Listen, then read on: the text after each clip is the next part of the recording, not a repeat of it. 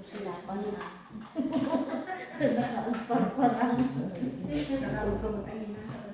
Ha? Tagalog ka. Oh, sorry. Tagalog ko man din, hindi ako marunong. Sige, I will try. Good afternoon to everyone.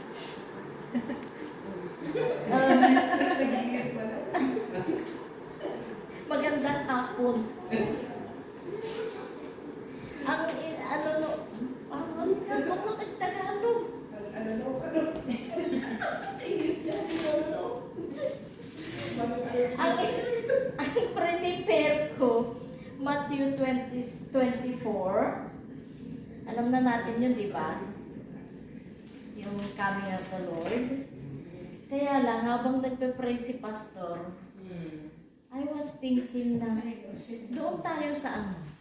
Sa Proverbs. Ay, wala pala akong Proverbs dito. New Testament pala to. Okay, let's just go ahead with Matthew 24. Wala eh. Maganda sana yun eh, about wisdom. Pahiram na lang ng Bible na Old Testament. Ilocano, Tagalog. English Academy.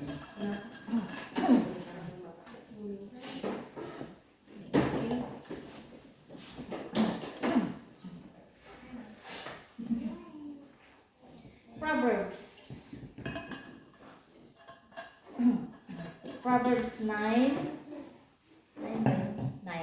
verse 10. Yun lang, para maikli. Proverbs 9 verse 10, it says, "The fear of the Lord is the beginning of wisdom, and knowledge of the Holy One is understanding." So there are 4 things here. May 4 dito na dinidiscuss. Una, yung takot sa Panginoon. Pangalawa, yung kaalaman or knowledge. At yung fear of the Lord and yung knowledge na yon, merong result or merong papupuntahan or sabi na natin yung end result or goal. So, sa fear of the Lord, ang magiging result nito, wisdom. Okay? Nga ti wisdom ti Tagalog. Katalinuhan. Intelligence. Makalali. O makayos. Intelligence mo tayo sa knowledge, ang magiging end result nito, understanding. So itong dalawang bagay na to, the fear of the Lord and the knowledge, magkasama yan. You cannot have the fear of the Lord na wala kang understanding. You cannot have understanding without the fear of the Lord. Otherwise, yung understanding mo, it is worldly. Pero dito, pinag-uusapan natin ay yung tungkol sa Panginoon. Yung buhay bilang Kristiyano. Okay? Now, let's start with the fear of the Lord. Anong ibig sabihin nito? Takot sa Panginoon. Meron kayong idea? Ito, pop-up na to Meron kayong idea? Anong ibig sabihin ng takot sa Panginoon? Yung bang nanginginig ka, nagtatago ka? Takot sa Panginoon. Nandun yung takot na ibig sabihin, hindi yung duwag. Iba kasi yung duwag sa takot. Yan yung ibig sabihin, meron kang, may takot ka na kailangan kang sambahin, respetuhin, honorin, obedient. Ganun yung ibig sabihin ng takot dyan. Yeah. Pagkatakot sa Panginoon. It talks about your reverence to God. Yung humility mo, submission mo sa Panginoon. Obedience. Okay? Obedience. sa salita ng Panginoon. So, if you have the fear of the Lord, kung meron kang takot sa Panginoon, matatakot kang gumawa ng masama. Okay? Matatakot kang wag alamin yung mga dapat tungkol sa Panginoon dahil gusto mong mag-obey.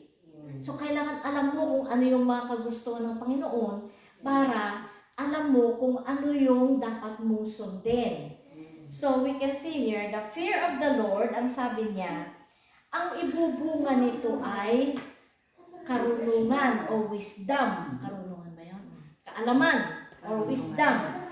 So, ibig sabihin nun, kung meron kang submission sa Panginoon, matututo ka ng mga bagay na maganda or matututo kang mamili ng maganda or mabuti laban sa kasamaan.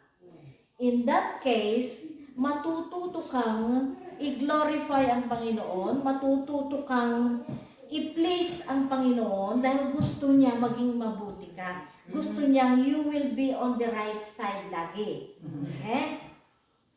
And the other one is knowledge of the Holy One is understanding. Ito, sabi natin sa Word of God, di ba? Sabi natin, ito yung salita ng Panginoon. So, we have to value this book. Pero ito, hindi magiging salita ng Panginoon kung hindi natin ipapamuhay. Magiging ordinaryong aklat lang ito kung dinidisregard lang natin. But if we take it seriously, pag hiningi natin sa Holy Spirit na sana ito may value natin yung what is Tagalog in ng value? Pagpapahalaga. Pahalagahan. Okay? Pahalagahan natin ito. Kaya pahalagahan. So yun ang first step. Okay? Value the Word of God. Amen. At magiging Word of God lang ito kung vina-value natin. So, tawag nito, kabilaan yun, di ba? Vice versa. Vice versa. Now, dahil sabi natin, ito yung salita ng Panginoon, ito yung kinakain natin para sa ating mga kaluluwa, natututunan natin ang tungkol sa Diyos. Pag binabasa natin dito, nagkakaroon tayo ng karunungan, which is the understanding or kaalaman, di ba?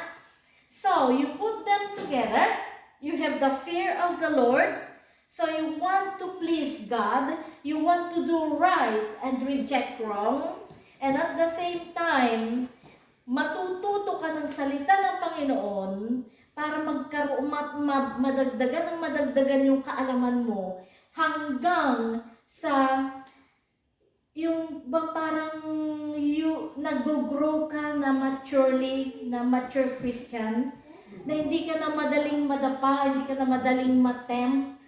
So, in that case, habang may fear of the Lord ka, habang may knowledge ka, yung wisdom mo, ng Panginoon.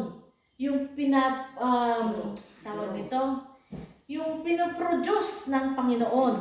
Wisdom that comes from God. Dahil alam naman natin, dalawang klaseng wisdom yun, di ba?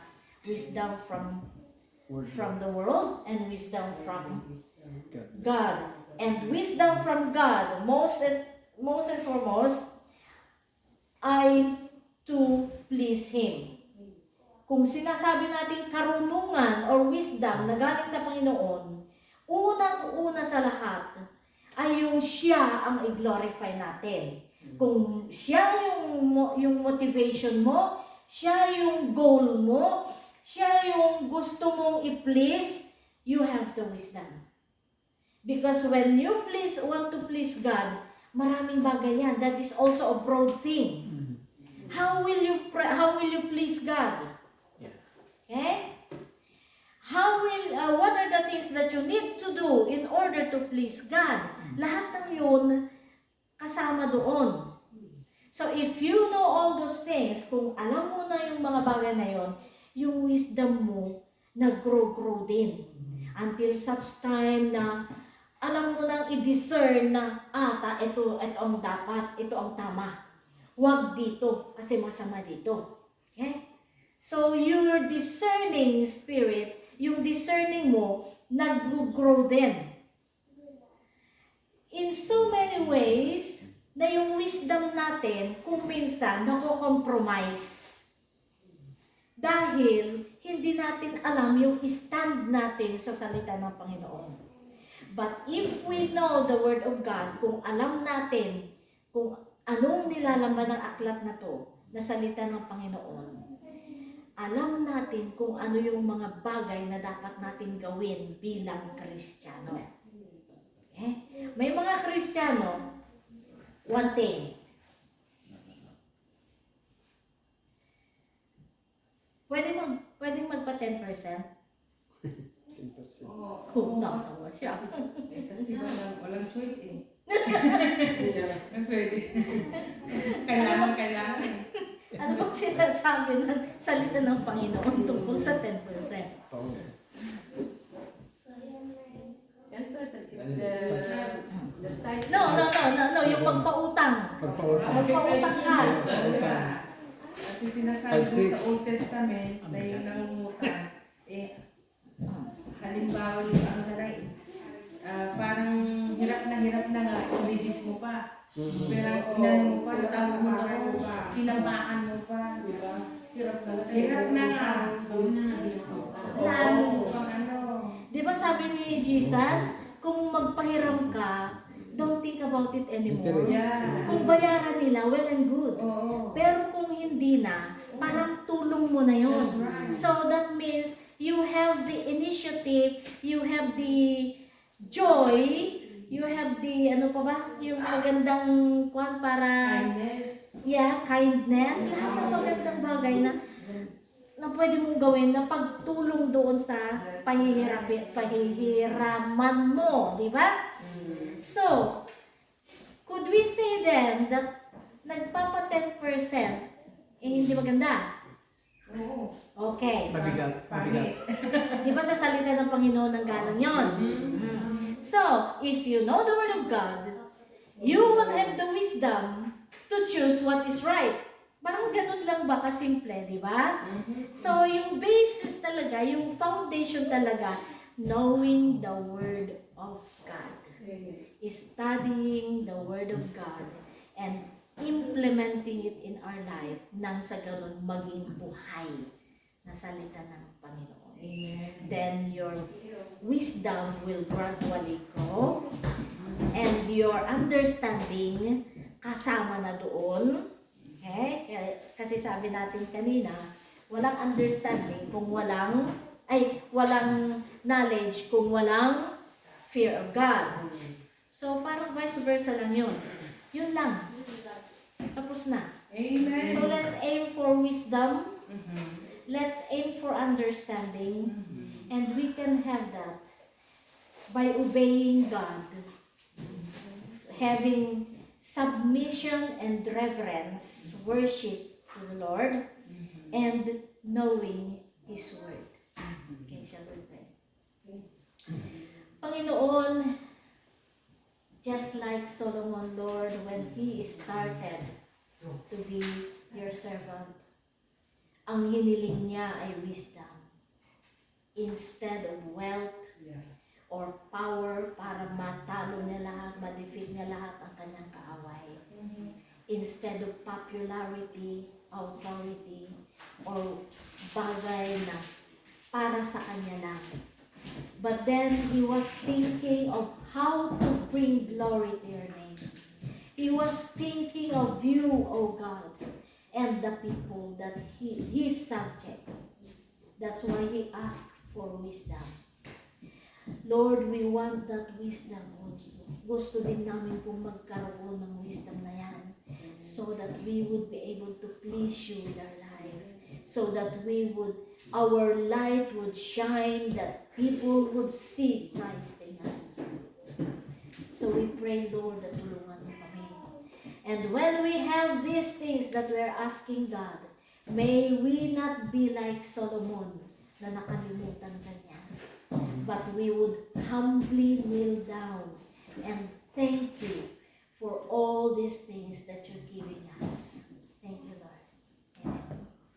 Amen.